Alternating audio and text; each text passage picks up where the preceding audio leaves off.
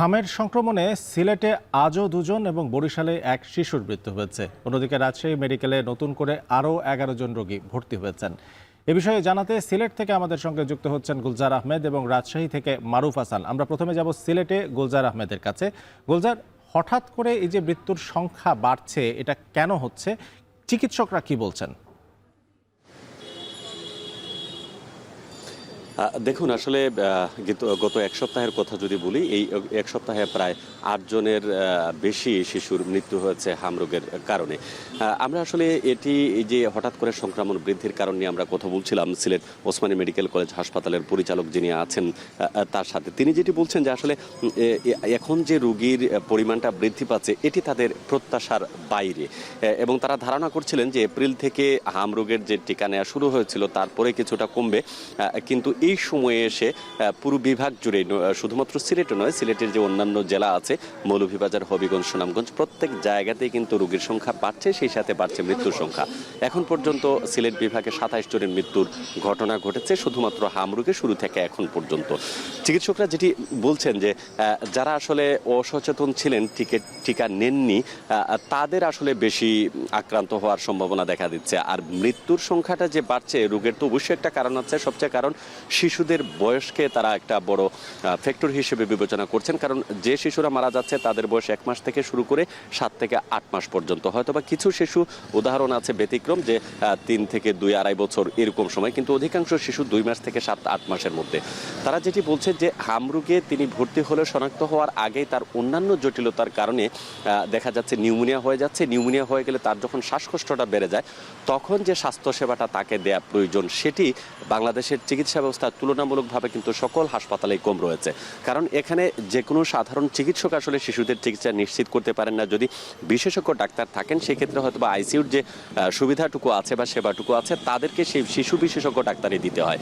যেহেতু সরকারি হাসপাতালগুলোতে চাহিদার তুলনায়, মানে আসনের তুলনায় অধিকাংশ শিশু রোগী এমনিতেই ভর্তি থাকে, তাদের একটা চাপ আছে। তার মধ্যে নতুন করে এই যে হামের যে সংক্রমণ, সেটি আসলে চিকিৎসকদেরকে ভাবিয়ে তুলেছে। এবং এই ক্ষেত্রে সিলেট ওসমানী হাসপাতাল কর্তৃপক্ষ যেটি আমাদেরকে জানিয়েছে যে সিলেটের শহীদ শামসুদ্দিন যে হাসপাতালটি আছে এটিকে ডেডিকেটেড করা হয়েছে। আজকে এখন পর্যন্ত প্রায় 122 জন ভর্তি রয়েছে। নতুন করে আগামীকাল থেকে সিলেট ওসমানী মেডিকেল কলেজে নতুন আরেকটি ইউনিট খোলা হচ্ছে, যেটা শুধুমাত্র হামরোগে যারা আক্রান্ত হবেন তাদের ভর্তির জন্য 38 বেডের একটি শয্যা রেডি করা হবে।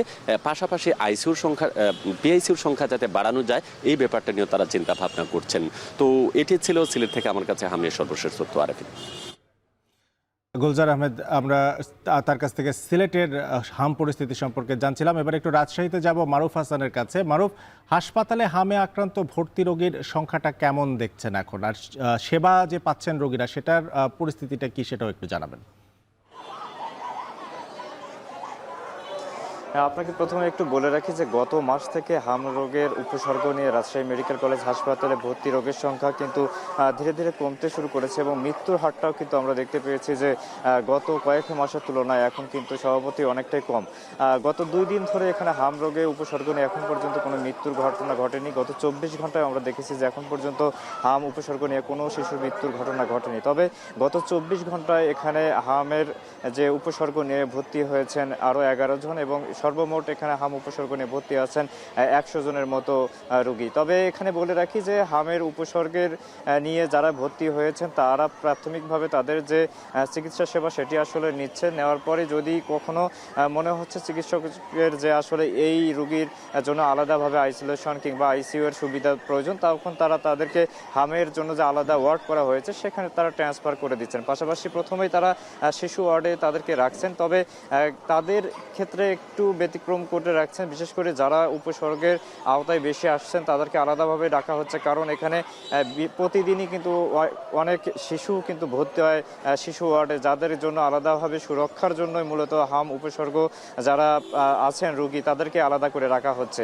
মূলত এখানে চিকিৎসকরা বলছেন যেহেতু রাজশাহী মেডিকেল কলেজ হাসপাতালে দূর দূরান্ত থেকে, বিশেষ করে নওগাঁ, নবাবগঞ্জ থেকে শুরু করে পাবনা, কুষ্টিয়া এই অঞ্চলগুলো থেকে বিপুল সংখ্যক শিশু এখানে নিয়ে নিয়ে আসা হয় তারা বিভিন্ন ধরনের রোগে কিন্তু আক্রান্ত হয়। প্রাথমিকভাবে তাদেরকে শিশু ওয়ার্ডেই প্রথমে নিয়ে আসা হয়, পরবর্তীতে তাদের ভিতরে আসলে হামের উপসর্গ যাদের আছে তাদেরকে পরবর্তীতে ধীরে ধীরে এখানে যে শিশু ওয়ার্ডের পরের যেখানে হামের উপসর্গের জন্য যাদের চিকিৎসা সেবা দেওয়া হয় সেখানে ট্রান্সফার করা হচ্ছে বলে কিন্তু চিকিৎসকরা বলছে। তবে এখানে রোগীর স্বজনদের ক্ষেত্রে একটু অভিযোগ আছে, তারা বলছেন যে যখন তাদের শিশু ওয়ার্ডে নিয়ে আসা হচ্ছে প্রথমত তারা ঠিকঠাকভাবে তাদের যে চিকিৎসা সেবা সেটি কিন্তু পাচ্ছেন না। পরবর্তীতে দীর্ঘ সময় অপেক্ষার পরে তখন তাদের যখন এই ধরনের সাপোর্ট দরকার পড়ে ঠিক তার কিছু সময় পরে তাদেরকে নিয়ে যাওয়া হচ্ছে এই হাম আইসোলেশন সহ আইসিইউ যে সেক্টর ওয়ার্ডের সেখানে।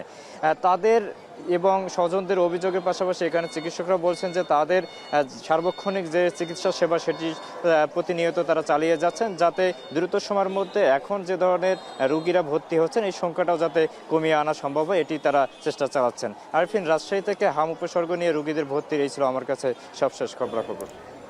দর্শক, সিলেট থেকে গুলজার আহমেদ এবং রাজশাহী থেকে মারুফ হাসান আমাদের সঙ্গে যুক্ত হয়েছিলেন, জানাচ্ছিলেন হামের সর্বশেষ পরিস্থিতি।